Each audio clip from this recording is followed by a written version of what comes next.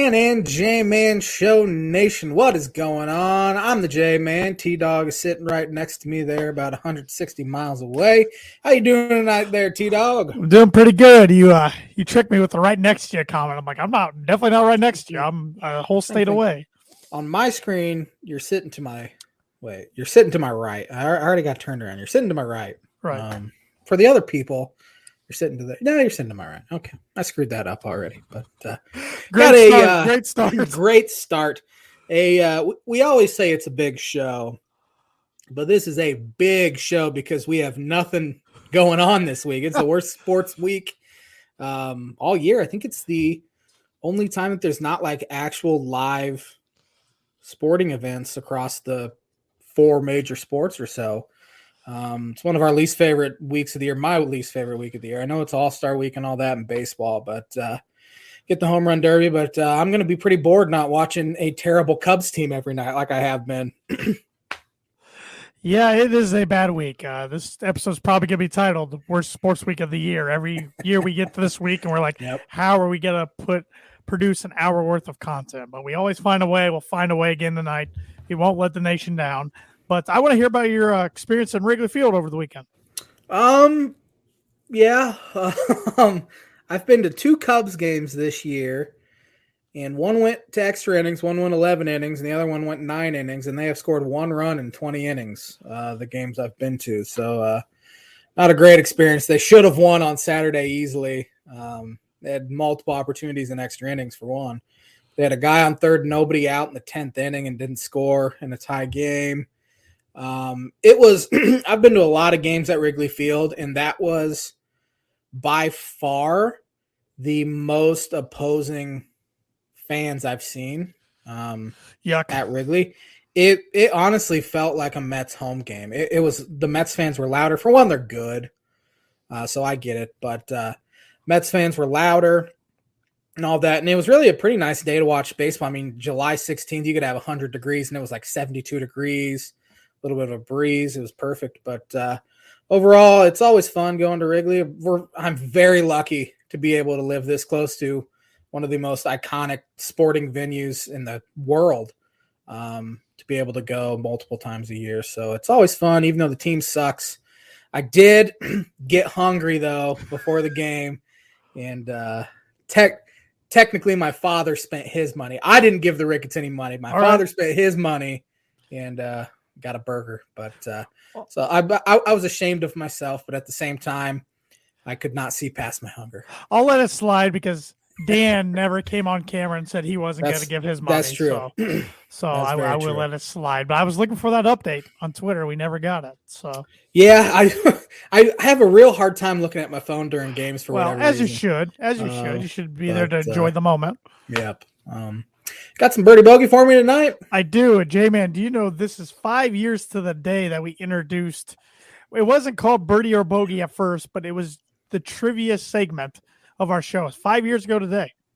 I think, you know what? I would like to give, I believe my mom is actually the one that said to me, hey, why don't you guys do like a trivia question of sorts? So I'm going to give a shout out to Cindy Munt for giving us the idea. And I think this is going to come at no shock to any of the members of the Tan and J-Man Show Nation, but a lot of ideas don't come from the brains of Tanner and the J-Man. We are dumb. We are so dumb. We don't think about stuff like that. So I think word association was your idea. I'm pretty sure, unless you got it from somewhere else. Well, it's been done by other shows. A lot of people. It's just I just created it, but yeah. I think we do it more consistently than other shows I've listened to. So, sure. I mean, heck, this is our 296th episode. 296 straight weeks. I don't know many podcasts that have done that. We've been doing On This Day for how long now? Hasn't been much more than a year, I would say. Maybe we started. It's been about 3 years. Yeah. Really? Even before COVID, we were doing we've had a couple sponsors for On This Day. Yep. Yeah, I think it was 2019, if I'm not mistaken. Time flies. Yep. So, all right. Let's see. Okay. This trivia question comes from loyal viewer of the show, Sean Shriver. Of course. That's where we get most of our ideas. Let's be honest. It's very true. There's no lying there. Who's the last MLB player to hit 50 home runs in a season on a team that won the World Series? That won the World Series. That's a really good question. Holy crap. Oh, nope. I'm not going to say anything. I was going to say, that's a really good question. I'm going to have to think of all these. God, man, there haven't been many 50 homer seasons here recently, so it might be back a ways. That's a really good question, though. Birdie Bogey is brought to you by Noble Gnome LLC for fresh, locally grown, nutrient-dense produce from Bryce and Katie Romine of Mentone, Indiana. Like them on Facebook, follow them on Instagram, and check out their website, noblegnomellc.com. Get your veggies! It's definitely prime vegetable season right now. So get a hold of them, see what they can get you. They got a little bit of everything. I wish cheese was a vegetable. Don't we all? Yeah. But what do you want to start with tonight, J-Man? I'm leaving it all up to you. Well, how about we start with some golf? Let's do it. Your guy, Roy McIlroy. Oh, so close. I thought he was finally going to do it. This podcast started in November of 2016, so starting with the Masters in 2017 on forward, if I'm not mistaken, it's been every single one. J-Man's book and prediction of the week in the majors has consisted of saying that Roy McIlroy is going to win a major. So close. So close, but he actually ended up placing third place at the Open, not even second. Pretty clutch eagle there by what was his name? Cameron Young. Cameron Young, yes. It was a good week to be Cameron. Shout out to our buddy Cameron Screeton there. Cameron Smith wins the Open, his first major title. A guy that's been close, knocking on the door for a while now, a couple of years. The 1 week, I don't pick him. I even said last week, I keep picking Cameron Smith, not going to do it this week. Well, you're welcome, Cameron. He gets over the hump and wins. But back to Rory. Nobody in the world is better in the major championships right now than Roy McIlroy. He just can't get over the hump. Yeah, I actually have a Rory stat here. He is the only player ever, as far back as the stats go, to hold the 54-hole lead at a major, hit every single green in regulation in the final round, and not win. Yeah, it's stupid. I'm glad you brought that up because I was looking for the stat because I saw it the other day and then I forgot to save it. That's just dumb. If you would have told any golf fan before the round yesterday, Roy's going to hit every green regulation, yep, there's your champ. Mm-hmm. There's your champ at the 150th edition of the Open at St. Andrews, the old course where golf was practically invented. It just all was adding up for a great storyline. Mm-hmm. And unfortunately, it was so close. It wasn't like he played bad. He shot 70. It was just had some guys go off. Yeah. What was it? Cameron. What's his last name? I forget it. Smith? Cameron Smith? Who won? Yeah. And Cameron Young was runner up. That's right. 2 Camerons, as you said. Yep. He started the back 9 birdieing the first 5 holes. Yeah. His putter got just stupid hot, which he can do. He might be the best putter in the world. Yeah, he got on a tear. And this wasn't a typical Open Championship. I mean, the weather didn't come into play on the weekend like it normally does. So there wasn't like a lot of catastrophic numbers being thrown out there yesterday. Mm-hmm. It was guys had to go out and get birdies. They had to get more birdies than the other guy. It wasn't, oh, this guy's got a triple hole and fall back or anything. You didn't really see any of that. So Rory's so close. I thought he was going to do it for you, but I guess he's going to have to try again in 2023. And it's taking a toll on him. I mean, he still speaks to the media after the round, which he's not obligated to do, but he always does. He was generous to the fans like he always is. Pretty good sport. But golf.com did report today that he was seeing kind of collapsing in his wife's arms on the golf on one of the golf carts right after he got around the corner. So sure. But it's been 8 years. It's been 8 years since he last won a major, 2014 PGA Championship at Valhalla. So it seems like he had a stretch there where he wasn't even really in contention, missing the cut when I was picking him. And now he's finishing top 3 to 5 every single time, finishing a stroke or 2 back. He just can't get it over. I mean, it's got to take a toll on him. And right now, besides Tiger Woods, he's the face of the PGA Tour. So many guys leaving and going to the Live Tour, which, speaking of the Live Tour, Cameron Smith, Open champion, is rumored maybe to be one of the next ones going, and a rumored deal out there for $90 million. Not sure, but the interesting thing is when it got brought up yesterday, he didn't deny it. He just kind of said it's petty of the reporter for asking a question after he just won the Open. Kind of similar to when Brooks Koepka was getting asked about it the week of the U.S. Open. Never came out and denied it. Then a week later, Brooks joins the Live Tour, or Live Golf. So it wouldn't shock me to see Cameron jump. Henrik Stenson sounds like he's jumping over. He's past his prime, but that does screw up the Ryder Cup a little bit. And that's one thing the Live Tours, Live Golf, I always want to call it Live Tour. Live Golf is starting to grab a lot of Ryder Cup guys.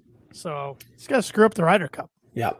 And you're still okay with the Live Golf? You're not you think competition's healthy and all of that? I do. I think it's going to force the PGA to make changes, the PGA Tour to make changes they should have made a long time ago. I think it's going to get to the point where PGA Tour is going to have to come to some sort of an agreement with Live Golf, and they're going to have to create a pact that lets their guys play both or something, because at this rate, the tour is losing too many guys. Yeah. Too many guys people like watching.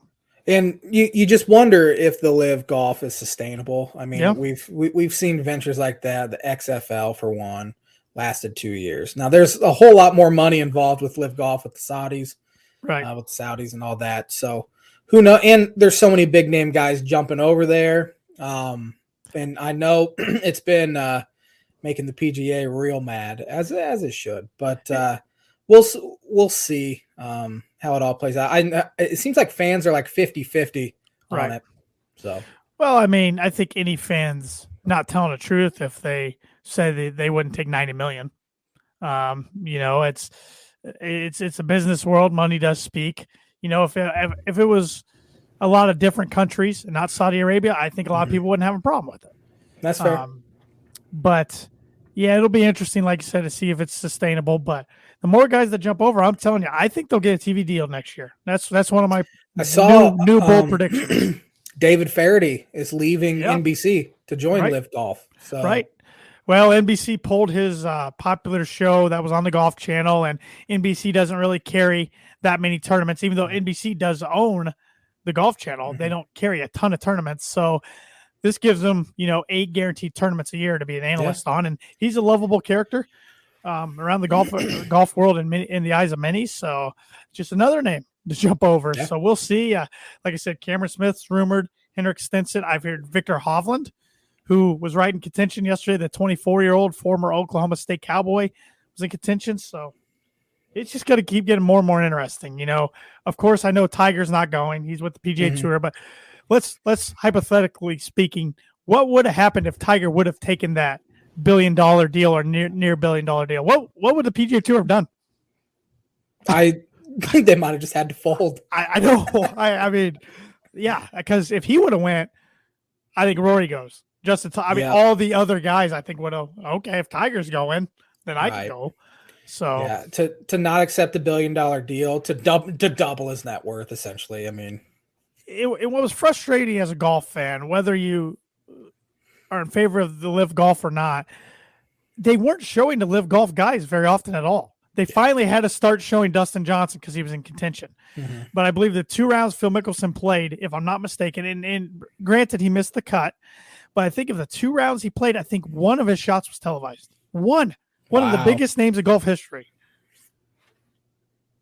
I mean, Bryce DeChambeau he got showed because he was making a little run there on Saturday. But besides Dustin Johnson on Sunday, you didn't really see many shots out of Live Golf guys. They were not showing them unless they had to.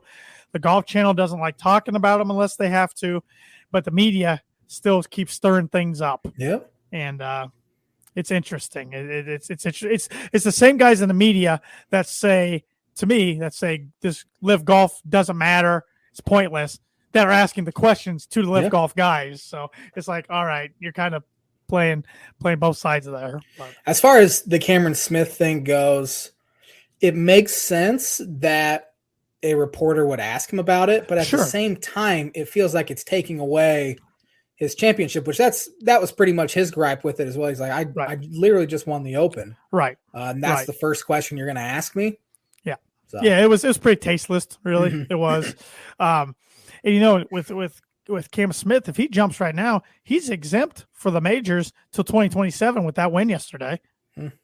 So you got to think within the next 5 years, they'll figure out the world ranking system if it's going to apply to Live Golf or not. And if Live Golf gets, I know I said this a week or two ago, I think on the podcast, maybe 3 weeks ago, if Live Golf finds a way to get the world rankings going with their tour, then that's a game changer.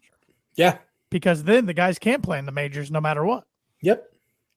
Yeah, it's going to be interesting next year how the majors are played, for one, and to see if they allow these guys to come in. I mean, that was the last major of the season, correct? Correct. Yep. Next FedEx one Cup's coming up, but next one's the Masters. In April. So I guess they have some time to figure it out, but at the same time, not that much time. Because that is the argument from a lot of PGA Tour fans and members of the media and players is, well, the Live Golf guys are done playing in meaningful golf tournaments till the Masters. Yeah. Which it depends how you want to look on it. I mean, they got more Live Golf events this year, of course.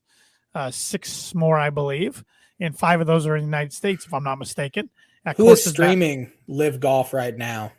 It's on their own YouTube and Facebook. And I believe you have to pay for the YouTube. I think you have to have like the premium YouTube. But I'm telling you, the more names that go over, somebody's got to pick them up. And David Faraday, maybe he doesn't jump unless he knows something down the line to get picked up. Yeah, that's what I was thinking. But the interesting thing is, say CBS wants to televise them. What does that do with their contracts with PGA or even NBC?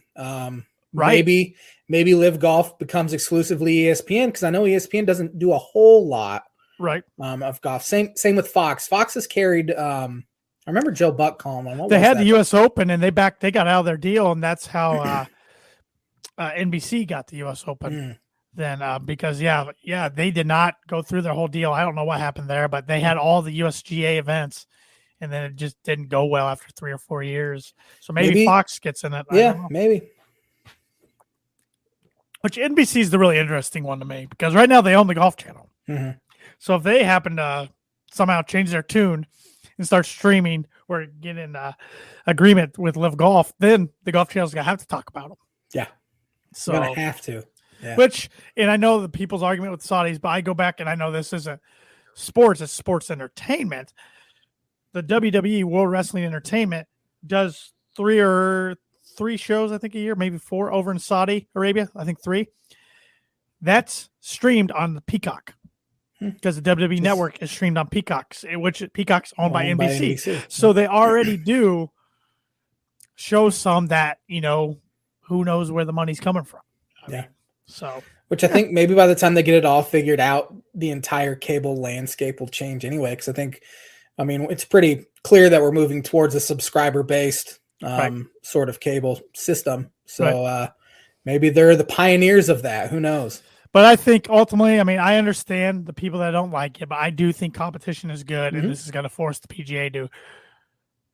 I think it took people willing to throw big money at these guys to get some of these changes going. They shouldn't have taken that, but it looks like it is. It seems like the players have been complaining about the PGA for a long time. Right.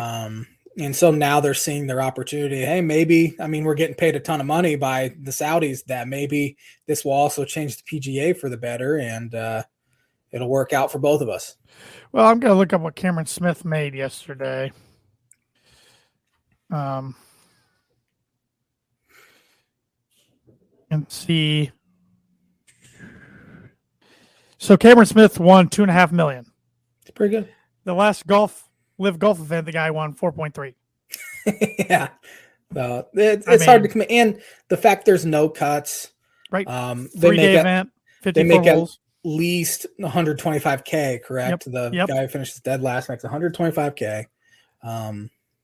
Yeah. I again, how much is that sustainable? We don't know yet. But yeah, it would be hard to say no to that for sure. You have a guy like Pat Perez, who did not play good in the last Live Golf event at all, but he was on the winning team, because they have a team format too, with 4 guys on each team that the captains pick their teams every tournament.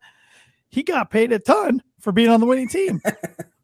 So, for a guy like that who's made $28 million in his career at the PGA Tour, which is a lot of money, but not so much compared to a lot of the PGA Tour guys, it's a no-brainer for him to play Absolutely. On Live Golf. So it's interesting. It's definitely interesting. And you still got your guys like Fred Couples, who's a PGA Tour guy and senior tour player now, but he said he'll never play golf with Phil Mickelson again. I mean, so you have definitely both sides. What was Greg Norman's motivation to get into this? I think Norman tried to get something like this going in the 90s. And then I'm not really sure. That's a good question. But Norman's always been a little against the PGA Tour, it seems like. Interesting. So, yeah. But we will definitely see how it shakes out going through the end of 2022 into 2023 and beyond, because it's a topic I think we'll be discussing quite often on this podcast. Yeah. So. Sports never sleep, except this week. Man, something crazy is going to happen. You just know doesn't happen on a Sunday night or a Monday morning or mid afternoon or anything.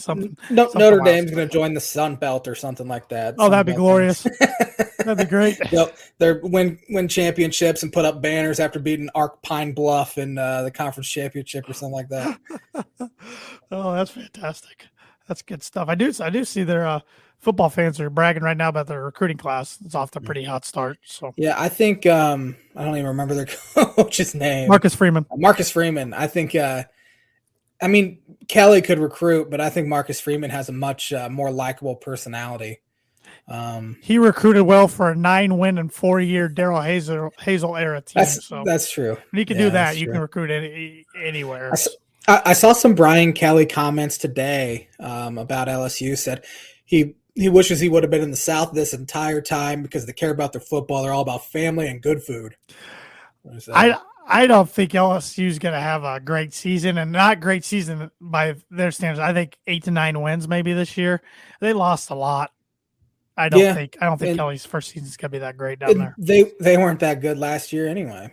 Right. You're right. So, but we'll see. I don't know. We'll have a lot of football talk coming up. I'm jonesing for some football. I am too. Big Ten Media Days are next week in Indianapolis. So that's when you kind of know it's starting to become real. Camps will start in early August. Yep. And then games late August. I think rookies are reporting within the next 7 days in the NFL. Yep. Is that correct? Yep. I think some camps start next week. Yep. Nice. I know the Dolphins camp starts the 31st. Which would be next Sunday. It'll be a week from Sunday. It's only the 18th now. Next Sunday. I'm already counting this. Okay, I gotcha. Yeah. But, yeah, I mean, once football hits, we don't have a lack of topics to talk about. That's for sure. Get July and August out of the way. The good thing is with baseball, we have the trade deadline coming up. We had Major League Baseball draft last night, today, and tomorrow. So I have a little bit to talk about. But you were wrong with your number one overall pick prediction there. I was. Old Jackson Holliday. Matt Holliday's son. It's interesting because he looks young. I don't know if you've seen pictures of him or anything. He looks like he's 12 years old. But an interesting story here that Tyler Kepner wrote back in 2007. He wrote a profile on Matt Holliday and his family before the 2007 World Series.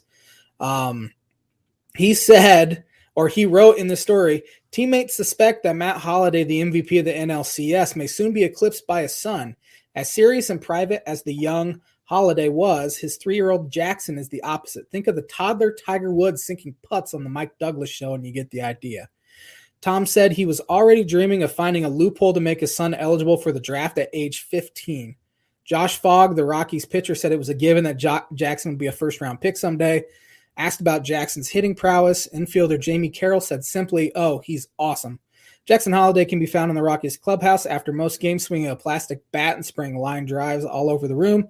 Matt will call out a player's named Jim Edmonds or Albert Pujols, David Ortiz, or Nomar Garciaparra, and Jackson will instantly mimic the player's batting stance. Fast forward 15 years, and he's the number one overall pick in the Major League Baseball draft. Pretty cool. Yeah, really cool story there. I'm glad you told that because it kind of goes in line with what I wanted to say here. Good friend of ours, a good friend of the show, Jeff Ryan, big Rockies fan from Colorado. We were talking how it made us feel old last night that all these pro players' sons are getting drafted. He said he vividly remembers when Matt was coming up through the minor league system, finally got to the bigs. He and his buddies would sing the Hotel Motel Holiday Inn song every time he'd come up to bat like total idiots. That's fun. Because Andrew Jones, son, Drew Jones, went number 2. And like you said, Jackson Holiday went number 1. So just 2 more legacy guys. Carl Crawford's son. Oh, man. Went number, I think, 17th or 18th to the Phillies. There's a name I haven't thought of. I forget his first name, but yeah, for some reason, I mean, the Matt Holliday one makes me feel old. Andrew Jones does a little bit. For whatever reason, Carl Crawford's son being in there makes me feel even older than those guys' sons being in there. So, and the Cubs took Mark McGwire's son in the 8th round today. That's ironic. Kind of funny. Yeah. Did they end up picking who you thought they would, or a position like similar to you thought they would get? So their first pick, Cade Horton, 7th overall, I was kind of disappointed because you look up his stats in this past year at the University of Oklahoma, he had an ERA close to 5. But then you read more and more about him. He was a two-way guy. He missed all of last year with Tommy John surgery, 2021 with Tommy John.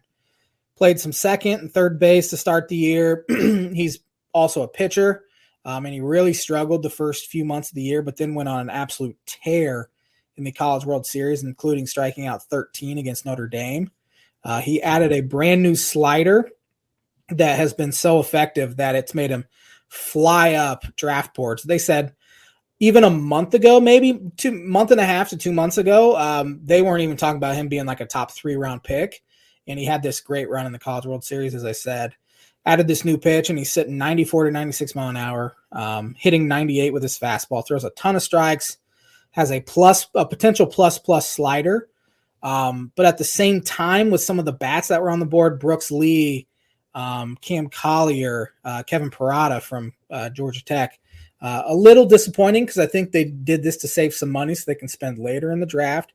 But at the same time, I'm going to give them the benefit of the doubt and scouts the benefit of the doubt because obviously they know a whole lot more than I do there. And then they go ahead and draft a guy in the 2nd round. I already forget his name. He's a lefty that throws really hard out of high school who was a potential top 20 pick. So it kind of balances itself out, and they save money with their first pick. They can send on their second pick. So of their first 10 draft picks, they have taken 9 pitchers. Which isn't really a shock. They need position players as well, but they have so much position player depth throughout the system that they've needed to add some arms for years. And so they've done that. And their pitch lab and pitching infrastructure has proven to be a major plus. You see some of these guys that have been developed, Keegan Thompson, Justin Steele, and then all these guys in the minors that are throwing harder than they ever have before, striking out more guys than they have before. So obviously they trust their pitching infrastructure and development right now as much as anyone. So we'll see. Obviously, it's tough to give any sort of draft grade in baseball. You have to wait a couple years. But first 10 picks, for the most part, seems like they've done pretty well. Good recap there. I got no thoughts. That's why I was asking you. I know nothing when it comes to the MLB draft. Yeah, as we said, Jackson Holiday went 1 to Baltimore. Andrew Jones' son, Drew, went number 2. A shocker went number 3 overall. Kumar Rocker, who was the Mets. He related to John? He is not related to John. Different ethnicity for one, but okay, I have no idea. Yeah, he was Vanderbilt's ace his first 3 years at Vanderbilt. Drafted, I think, number 10 overall by the Mets last year. The Mets found some sort of issue with his physical. They end up lowballing him. He doesn't sign. So now he's going to Indy ball, and he pitched. And most people thought he'd be like a maybe late 1st-round pick, early, maybe in the supplemental rounds. But the Texas Rangers took him 3rd overall, betting on his upside, which his upside is monstrous. I mean, this was a guy that struck out through multiple no-hitters at Vanderbilt, struck out, I think, 19 batters in a game. A lot of wear and tear because that Vanderbilt coach, Tim Corbin, rides his pitchers to the tune of like 130 pitches in a game, in any given. And we've seen so many Vanderbilt guys burn out in baseball, guys that have been taken really high, like Carson Fulmer with the White Sox, burns out and barely makes it to the majors. We have seen some success. David Price is one. Walker Buehler's another. But there have been so many more guys from Vandy just fizzle out because of the wear and tear. So it'll be interesting to see, and maybe this gap year, in a sense, for him will do wonders. Another Sean Shriver shout out. Big big Pittsburgh Pirates fan. So he sends my dad and I today. He said Pittsburgh made one of their best picks in years last night in getting Termarr Johnson, a shortstop, although he's expected to play second base. Yeah, he was considered by many to be the best pure hitter in the draft, has been compared to Robinson Cano. If he pans out, he'll be fun to watch in his first 5 years before he signs with the Yankees. Yeah, the Pirates will trade him when they're completely out of it, like they usually are. But yeah, Termarr Johnson, by all intents and purposes, considered the best pure hitter in the draft. Even some scouts have said the best high school hitter they've seen in a long time. Now, his ultimate position will probably be second base, which there's nothing wrong with that. You prefer a shortstop, obviously, but a second baseman that can hit, those are a dime a dozen. So, yeah, I was actually hoping Termarr Johnson would fall to number 7 to the Cubs. Who knows if they would have taken him? Of course, the Cubs are going to say, yeah, this our first round pick and our second round pick were the top 2 players on our board, which of course. Just lying. What else are they going to say? What else are they going to say? No, we like this guy more, but we ended up taking this guy to save some money, which is what it kind of felt like. But, yeah, I think Termarr Johnson will be real good. Yep. So any other thoughts on the MLB draft? Not on the draft, no. Well, let's stick with the MLB. Of course, got the Home Run Derby going on tonight. We got the All-Star game going on this week. But I wanted to get your takes now that we're halfway through the season. So I'm going to bring up a few categories here on my phone. Let's see here. I want your midseason awards. All righty. J-Man. So I want your AL MVP. My AL MVP, it'll probably be Aaron Judge, but this is my MVP. I think Shohei Ohtani should win it again. All right. You look at what he's doing offensively, for one. I'm bringing up his stats right now, and it's not even offense that I'm kind of like, man, this guy should win MVP again. It's his pitching that's been absurd. He's hitting 258. He has 19 homers, 835 OPS. It's pretty good. His pitching, though, 2.38 ERA, striking out 12 batters per 9 innings. Sucks that he's on as bad of a team as he is, but you see a guy like this who's one of the most entertaining superstars we've ever seen, just with him playing both ways. He is my MVP again. But again, it's probably going to be Aaron Judge because he plays for the best team in baseball. How about your AL Cy Young? My AL Cy Young, I would probably give Shohei the Cy Young too, but I don't think they do that if he wins MVP. It's probably going to be a guy like, actually, it should probably be Shane McClanahan from Tampa Bay. He's actually the starter in the All-Star game for him. He former first-round pick out of, I believe, South Florida a couple years ago. He has a 1.71 ERA, striking out 147 batters in 110 innings, only striking out only walking 1.5 batters per 9. He's absolutely filthy. How about your AL Rookie of the Year? Oh man, I don't even know who's a rookie. AL Rookie of the Year. Oh, easy. I completely forgot about this guy. He's an all-star. Julio Rodriguez. I was going to say a lot of people are picking him. Yeah, from the Mariners. He hitting 275. He has 16 homers, 21 steals, only 21 years old. Looking like a future superstar there. Switching over to NL MVP. NL MVP. Man, there's not really a guy that's separating themselves. How about Goldschmidt? Harper's been hurt. Goldschmidt has had really good numbers, but he's in a kind of a bad stretch here. Dodgers, Freddie Freeman's having a good year. Freddie Freeman's having a great year offensively. Mookie Betts has been good. Trey Turner's been good. Trey Turner was my preseason NL MVP. I don't think he'll win it, but man, who is having a good year? Mets, Pete Alonso's having a good year, but he's not having like an MVP type year. Circle back to me on that one. How about your NL Cy Young? Cy Young should be I just had the guy in my brain who should be the Cy Young. Probably Corbin Burns again from Milwaukee. He won it last year, 2.14 ERA, striking out 144 and 113 innings. He's been fantastic. Another guy is Sandy Alcantara. I was just going to ask you about him. from the Miami Marlins, who's been ridiculous this year, 1.76 ERA. That was a guy who came over from the Cardinals, actually, in a trade for Marcell Ozuna. So it's rare to see a trade not work out too well for the Cardinals, but I'm really glad that one didn't. NL Rookie of the Year. Rookie of the Year, I would choose. There's a few good rookies in the National League. I'm trying to think of the best ones. Chris Morel for the Cubs has actually been the most valuable rookie, according to wins above replacement, but I doubt he wins it because he plays for such a bad team. Who else is a rookie that's been good in the National Spencer League? Strider of the Braves. Probably Spencer Strider of the Braves. Throws 102 miles an hour. I put on the spot here. I did. I like doing this to you. Yeah, it's probably Spencer Strider. As I said, 102 miles an hour. Striking out 114 guys in 74 innings, 23 years old. It's probably going to be him. Yeah. All right, I am circling back around. NL MVP. NL MVP. I didn't have enough time to think about this. I don't want to cop out and say Paul Goldschmidt, but it's probably going to be Paul Goldschmidt. That's fair. He's having a fantastic year. Hitting 330 with 20 homers, 28 doubles, OPS over 1,000. Hard to go wrong with Paul Goldschmidt, unfortunately, which I like Paul Goldschmidt. I just wish he didn't play for the team he does. And if the playoffs started today in the AL, it would look like this. The Yankees would be the 1 seed with the bye. Houston, the 2 seed with the bye.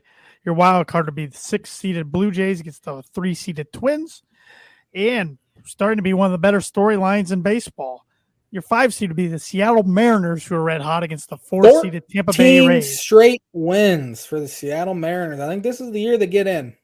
It's a sign that Sonics are coming back. I don't know why. Just is.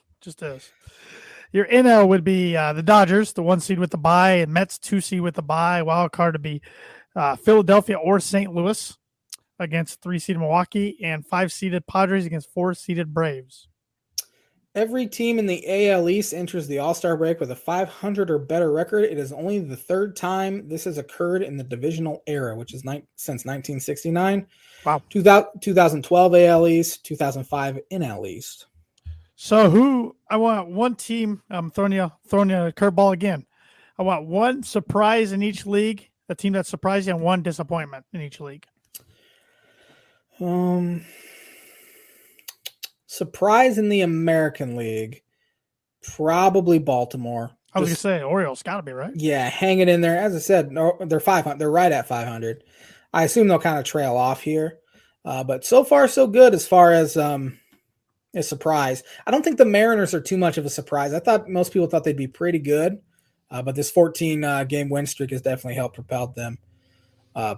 Biggest disappointment in the American League, probably the White Sox. Yeah. They're sitting there right at 500, 46-46, but they're only 3 games out of the division. So I think they'll ultimately win that division. Don't count the Guardians out. That's a team I don't hear a lot of people talk about. And they're right in the mix. Yeah, they're 2 games behind the Twins. Really good pitching. Not many people thought they'd be very good, and they've hung in there so far. National League, biggest surprise, I would say. There's not really a surprise. Maybe the Mets being as good as they are is the surprise, but they have in doing it without DeGrom for one, and doing it out without Scherzer for multiple weeks as well. Right. To be 23 games over 500. To me, I think it'd be the Phillies. As a surprise? Yeah, I thought they'd be okay. I didn't think they'd be a playoff team, though, in my opinion. I didn't think NL East would get 3 teams in. I mean, they're only 6 games over 500, so maybe that's why I didn't label them as a surprise. I think some people were picking them to win the division. Sure. So I was actually thinking them as my most disappointment, actually. Fair. But most disappointing in the National League. The Cincinnati Reds, because they were supposed to win the World Series, right? Yeah. There's not really a team you look at and man, that's a disappointment. Maybe the Marlins. They're 5 games under 500. Their pitching staff is fantastic. Their offense is just atrocious. They're hitting .237 as a team, which is 12th in the National League. Their on-base percentage is 13th in the National League.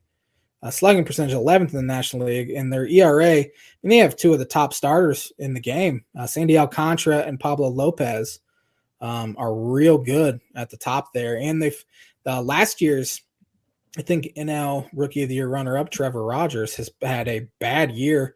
He had a 2.64 ERA last year. It's up to 5.46 this year. So if he can get straightened out, maybe they can get hot and make a run for that final playoff spot. But I would say the Marlins might be my most disappointing, because I think coming in, I said that they would be a team that could surprise, and they've disappointed me.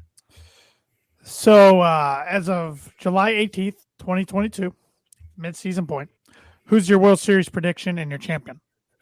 It's probably going to be Dodgers Yankees. I probably would give the edge to the Dodgers because I think their pitching staff is deeper. I mean, you have their top 4 guys have an ERA under 3, and that does not include Walker Buehler, who's on the injured list right now. The one, and of course this could change because trade deadline's coming up and guys could get better. The one area of concern with the Dodgers is their bullpen. Their bullpen's not good. Craig Kimbrell's their closer, ERA over 4. Not as good as he once was. Brusdar Gratterall, who's one of their better bullpen guys. He's on the injured list right now. So maybe they make some moves. I think the Yankees have some bullpen issues as well. Who doesn't, though? Every single team wants to upgrade their bullpen throughout the year, but it's probably going to be Yankees, Dodgers if I had to choose right now. And Fox would love that. That's some big time ratings. Oh, that'd be great ratings. Yep. And it called me crazy, and maybe it's just the Yankee fan in me, and I think there'd be a lot of people rooting for the Yankees over the Dodgers because the Yankees haven't done anything since World Series speaking since 2009. I think maybe that's just wrong. Optimistic. I think you're completely wrong on that. Might be. To be honest, people hate both coasts, so they'd probably be rooting for a meteor or something to just wipe it out. I think there would be more Yankee fans than usual in the World Series. That's fair. I wouldn't say a majority, but because people don't like the Dodgers, people don't like the Yankees because the Dodgers have kind of become the new Yankees that's without what I was the trying to say. World Series wins, I should say. Yeah. But even though they did get one. They did get one, but it's not like winning 3 in a row like the Yankees did. Right. Winning a bunch in the 90s. So, which the Yankees haven't done a whole lot this century. They've won 2 this century.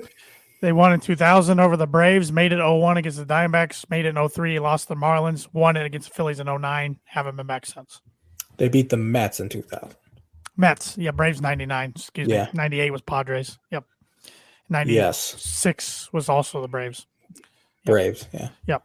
So I think, speaking of the Mets, I think it will be a rematch of the 2000 Subway Series, Mets-Yankees. Think so? Huh? Yeah. That would be another good ratings booster. I will say Jacob deGrom would be the best trade deadline addition ever for a team. And he just coming back from injury. So that's essentially their trade deadline move right there. Yep. Mets need a catcher, so hopefully they'll pay up for Wilson Contreras or something. But we'll see. It would be fun. It would be a fun series. But yep. I have some word association here, which is baseball related. All right.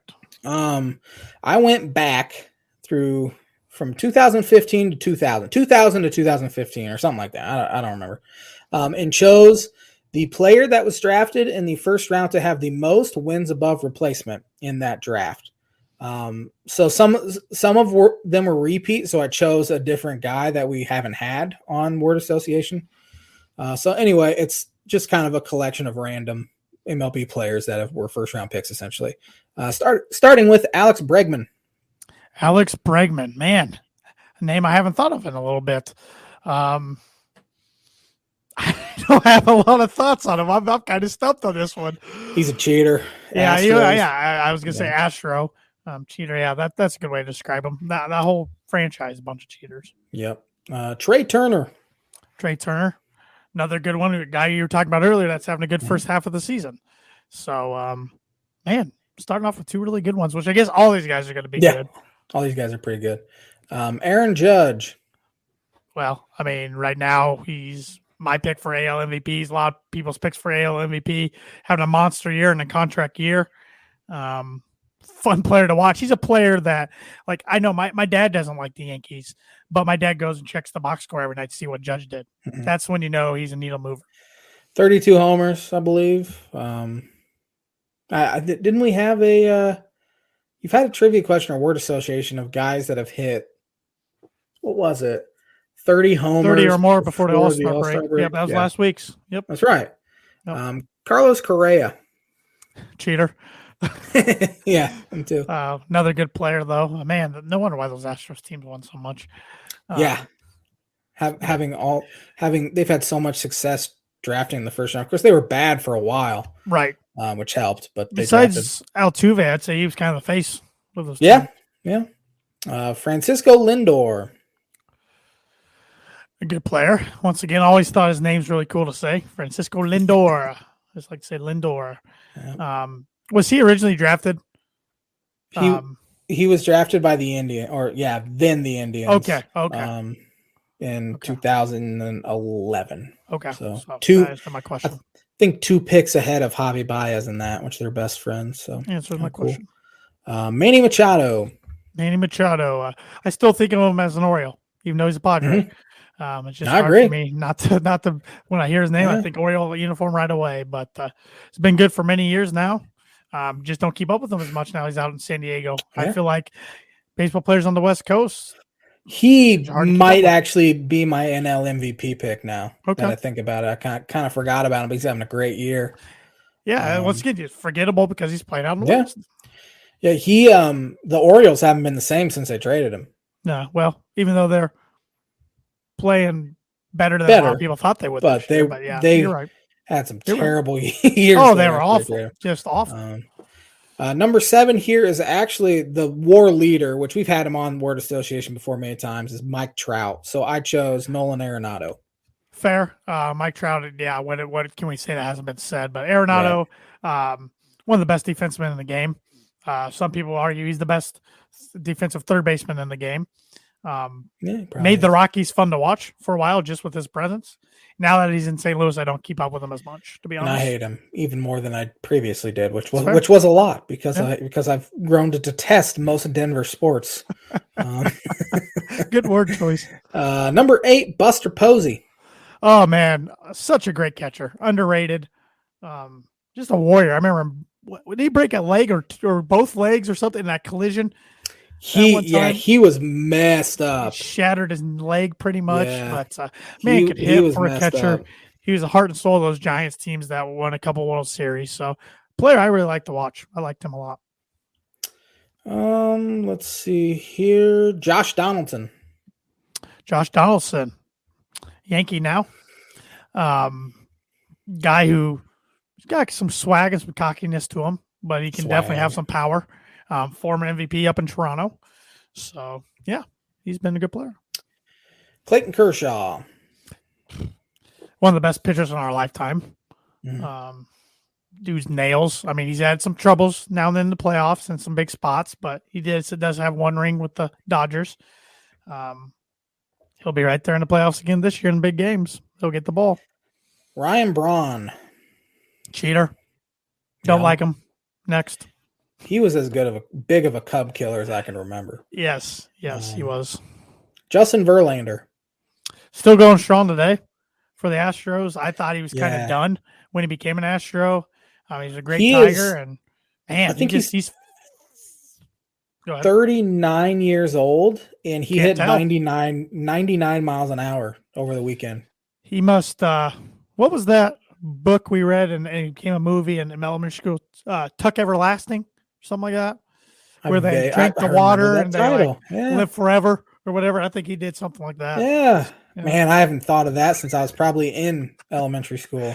You never know what we're going to talk about on this podcast. Man, I'm going to have to Google that after this show.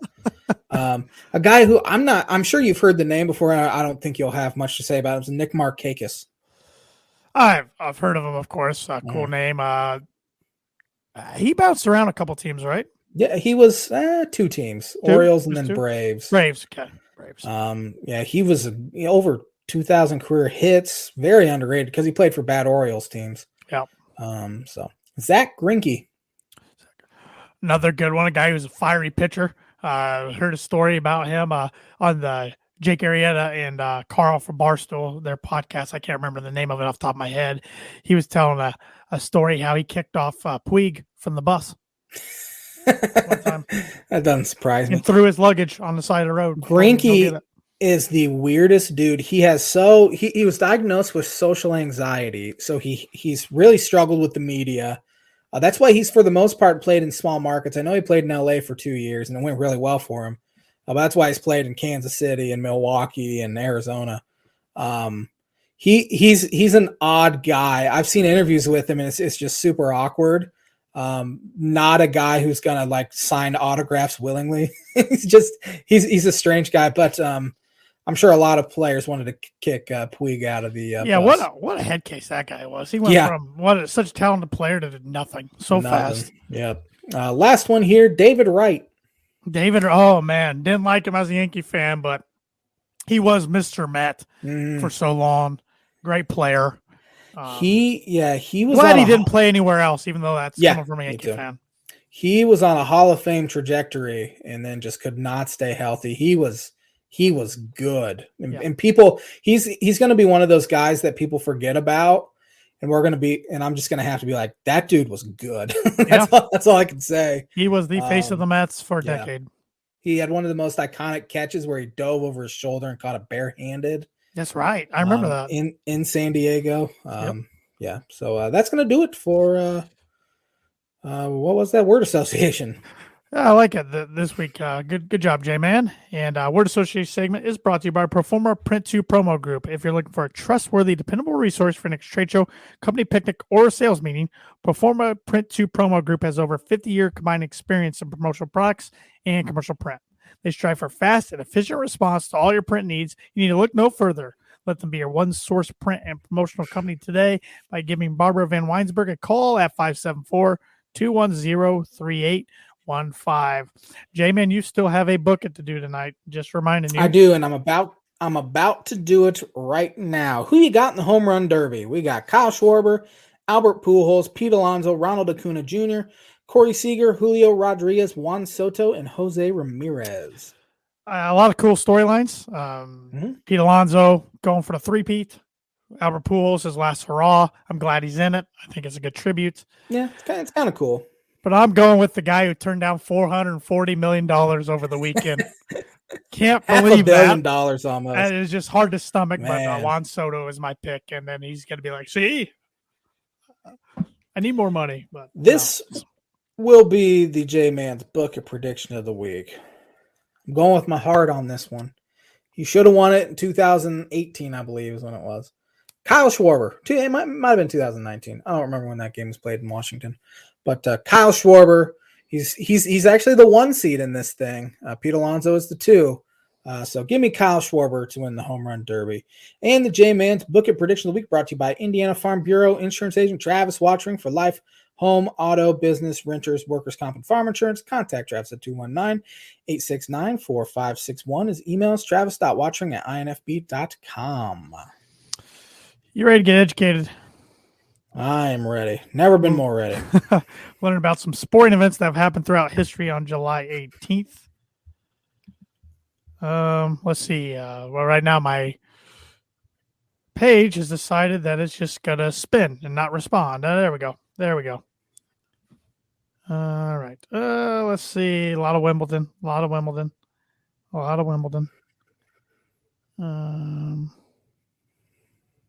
On this day, 1913, after 68 straight innings, Christy Mathewson gives up a walk. Yeah, one of the greatest pitchers ever. On this day, 1921, Babe Ruth achieved 139 career home runs and became the all-time home run leader in Major League Baseball, taking the title from who had the title before the Babe? Ty Cobb? Roger Connor. Never heard of him. Yeah. Speaking of Ty Cobb, though, on his day, 1927, he got his 4,000th career hit. Yeah, I think only 2 guys to ever do it. He and Pete Rose, I know. 2 guys that are really good guys. Did it combined between Japan and MLB.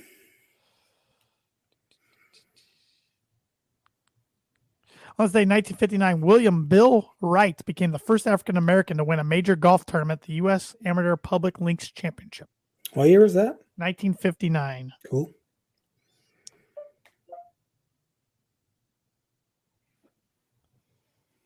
Mm-hmm. On this day, 1970, Willie Mays became the 10th baseball player to get 3,000 career hits. He's on here quite a bit as well. He is. On this day, 1982, who won the British Open? 82. I'm going to go with old Jack. Good guess. Tom Watson won his 4th Open championship. Tommy. Who won the 1988 British Open? I'm going to go with Jack. Good guess. Seve Ballesteros won his 3rd Open title by 2 shots over Nick Price. On this day in 1991, the Florida Marlins logo was unveiled. Huh. More British Open. Man, I wish I would have had this one this week. Who won the British Open in 1993? I have no idea. How about Greg Norman? I was going to say old Greg. 2 strokes ahead of Nick Faldo. Who won the 1999 British Open? I'm going to go with Tiger. Paul Lowry won his only major title by 3 strokes in a 4-hole aggregate playoff with Gene Van Velde and Justin Leonard. He recovers from 10 shots behind after the 3rd round for biggest comeback in major championship history. That's when Van der Velde, I'm sure you've seen the highlights, he famously triple bogeyed the last hole. Yes. Yeah. All he had to do was get a double, and he won. He triple bogeyed it. That guy's still thinking of that moment. On this day, 1999, New York Yankees' David Cone became the 15th player to throw a perfect game in a 6-0 win over the Expos. I remember that one. Who won the British Open on this day in 2004? Gonna go with Tiger or Phil. Starts with a T. Todd Hamilton won his only major title, defeating 2002 champion Ernie Els in a 4-hole playoff.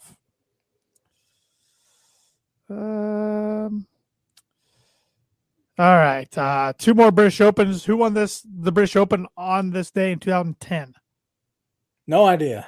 You should remember this. We were in New York at the time, or coming back to New York. Louis Oosthuizen won his only major title by 7 strokes over Lee Westwood. And in 2021, who won the British Open? So last year. Literally could not tell you who won last year. Colin Morikawa. Man. Beat Jordan Spieth by 2 strokes. A lot of British Open going on. So, and that's the On This Day, which is brought to you by, like it is every week, Mooney Woodcrafts. Mooney Woodcrafts is a veteran-owned and operated custom woodcraft shop based out of North Carolina with Indiana grass roots. They provide 100% hand-cut custom designs that fit your needs. From signs to grow charts, their custom pieces make a great addition to any home, office, or man cave. See some of their recently completed projects. Visit at Mooney Woodcrafts on Instagram or Facebook. And for orders, contact them at mooneywoodcrafts@gmail.com. This episode is brought to you by The Damn Landing. Whether you want an epic burger, hand-tossed pizza, hand-breaded tenderloin, seafood, craft beer, or a handcrafted cocktail, The Damn Landing is the place to be. The Damn Landing is a bar and grill located on beautiful Lake Manitou. Focuses on freshness and quality. They have delicious food and 16 beers on tap, including a constant rotation of today's best microbrews and domestic flavors, or a handcrafted cocktail made using fresh ingredients. Taking the fantastic views of Lake Manitou in their beer garden or outdoor bar area. Rugby boats or wheels, The Damn Landing is the place to be, located at 1305 Ewing Road in Rochester. The Birdie or Bogey, we are tied at 5 over par apiece. Who's the last MLB player to hit 50 home runs in a season on a team that won the World Series? I have 2 guesses, but I'm going to go with my first instinct and say Luis Gonzalez. This is history in the making, folks. You get a birdie. Is that 2 weeks in a row? Two back-to-back for you. 3 birdies in a row for the show combined. Nice. So J-Man is back to 4 over par, working his way down. The other guess I had was David Ortiz, because I know he had a 50 homer year, but it obviously wasn't one when they won the World Series. Yep, Luis Gonzalez, who we just talked about last week, because he was one of those players who hit 30 or more before the All-Star break. Feeling pretty good. Pretty good. Back-to-back birdies. It's on a roll, folks. Thanks for watching the Tan and J-Man Show live on the ISC Sports Network. We'll be back at next Monday with another episode. Have a great week, everybody.